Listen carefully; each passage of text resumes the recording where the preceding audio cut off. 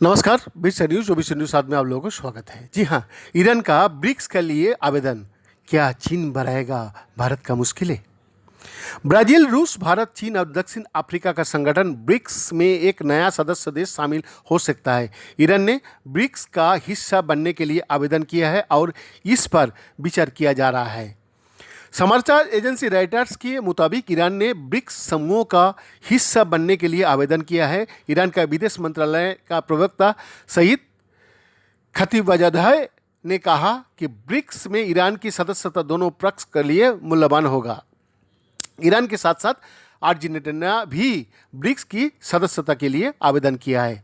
रूस की समाचार एजेंसी नाम न लिखा है, ईरान के विदेश मंत्री ने घोषणा की है कि आवेदन किया जा चुका है और इस संबंध में चीन का राष्ट्रपति ने ईरान को राष्ट्रपति इब्राहिम राइसी को ब्रिक्स सम्मेलन में हिस्सा लेने के लिए बुलाया था, जहां उन्होंने संबोधित किया। ब्रिक्स देशों का 14वां सम्मेलन 23 और 24 जून को हो चुका है। इसकी अध्यक्षता चीन ने की थी और चीन की आमंत्रण पर ईरान का राष्ट्रपति ने भी सम्मेलन में हिस्सा लिया।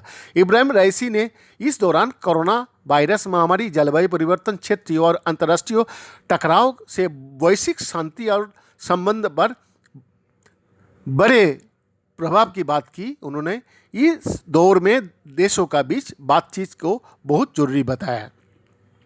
23 जून को हुए सम्मेलन में ब्रिक्स के विस्तार को लेकर भी चर्चा हुई थी। ब्रिक्स में और देशों की शामिल होने की चर्चा पहले भी होती रही है, लेकिन चीन और रूस की पश्चिमी विरोधी नीति और भारत का क्वाड जैसे पश्चिमी समर्थित समूहों में शामिल होना ईरान की सदस्यता को अहम बना देता है। इसका असर न सिर्फ ब्रिक्स पर पड़ेगा, बल्कि ये अमेरिका और रूस के बीच संतुलन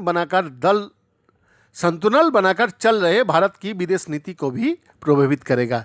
जानकार मानते हैं कि इससे भारत के लिए स्वतंत्र विदेश नीति का रास्ता और कठिन हो सकता है। साथ ही ब्रिक्स का महत्व भी कम हो सकता है, लेकिन अनुमान है कि इससे भारत का साथ अमेरिका को लिए अहमियत और बढ़ भी सकता है।